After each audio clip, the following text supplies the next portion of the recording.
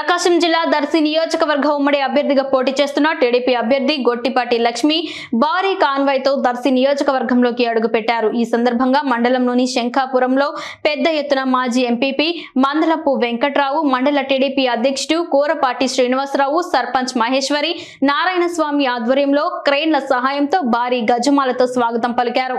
పోలవరం, వేంపాడు గ్రామాల మీదుగా సాగిన ర్యాలీ ముండ్లమూరుకు వచ్చేసరికి వేలాది మంది జనసందోహం తోడయ్యారు.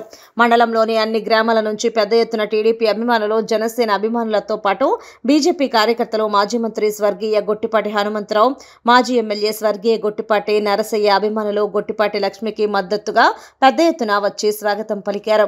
ఇప్పటి వరకు నియోజకవర్గ చరిత్రలోనే గతంలో ఎన్నడూ లేనంత విధంగా టీడీపీ అభ్యర్థి లక్ష్మిని చూసేందుకు తరలివచ్చారు. మండు టెండను సైతం లెక్క చేయకుండా కార్యకర్తలు, అభిమానులు ఎదురేగి స్వాగతం పలికారు. దాదాపు 1000 వాహనాలకు పైగానే ర్యాలీలో పాల్గొనడం పెద్ద విశేషం. శంకరాపురంలో చర్చిలో ప్రత్యేక ప్రార్థనలు చేశారు. అక్కడి నుంచి భారీ కాన్వాయ్తో దర్శి వెళ్లడానికి 5 గంటల సమయం పట్టింది.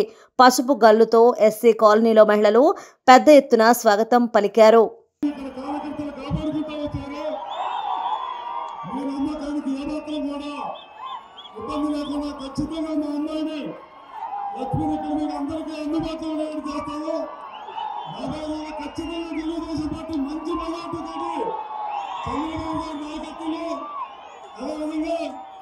శ్రీనివాసరావు గారు ఎంపీగా ఒంగిని కూడా సైకిల్ గుర్తుకోటేసి గెలిపించాలని చెప్పి మరొక్కసారి పేరు పేరున అందరినీ కూడా కోరుకుంటూ సెలవు తీసుకుంటా ఉన్నాను.